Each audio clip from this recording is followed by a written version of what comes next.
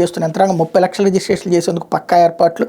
రాష్ట్ర ప్రభుత్వం అత్యంత ప్రతిష్టాత్మకంగా నిర్వహిస్తున్న పేదలకు ఇచ్చిన ఇళ్ల పట్టాల రిజిస్ట్రేషన్ కార్యక్రమం రికార్డు స్థాయిలో జరుగుతుంది. 4 రోజుల వ్యవధిలోనే రాష్ట్ర వ్యాప్తంగా 3 లక్షల రిజిస్ట్రేషన్లు పూర్తయ్యాయి. 2వ తేదీ నుంచి రిజిస్ట్రేషన్లు ప్రారంభమయ్యాయి. తొలి రోజు 5,000 రిజిస్ట్రేషన్లు జరగగా క్రమంగా వాటి సంఖ్య పెరిగింది. సోమవారం ఒక్కరోజు 90,000 రిజిస్ట్రేషన్ చేశారు. మంగళవారం రాత్రికి 1,00,000 రిజిస్ట్రేషన్ చేసే అవకాశం ఉందన్నట్టు వార్తని హైలైట్ చేశారు. ఇకపోతే శరణు అంటూ బీజేపీ కోసం చంద్రబాబు పార్టీలు ఎన్ని సీట్లు అడిగినా ఇచ్చేందుకు సిద్ధం. ఒంటరిగా ఎన్నికల బరిలోకి దిగిన సీఎం వైఎస్ జగన్మోహన్ రెడ్డిని ఎదుర్కొనేందుకు ఏమాత్రం ధైర్యం చేయాలని తెలుగుదేశం పార్టీ అధ్యక్షుడు చంద్రబాబు బీజేపీ పాదాలపై పడిశారని కోరుతున్నారు. తనతో పొత్తు పెట్టుకుంటే ఎన్ని స్థానాలు ఇచ్చేందుకైనా సిద్ధమని ఇప్పటికే బీజేపీ పెద్దలకు స్పష్టమైన సంకేతాలు పంపారు. పొత్తుకు అంగీకరిస్తే వాళ్ళు కోరిన సీట్లు పోగా మిగిలిన సీట్లోనే పోటీకి బాబు సంసిద్ధమయ్యారు. అందులో భాగంగానే ఢిల్లీ వెళ్లి కమలం పార్టీ పెద్దలను ప్రసన్నం చేసుకునేందుకు ప్రయత్నిస్తున్నారు.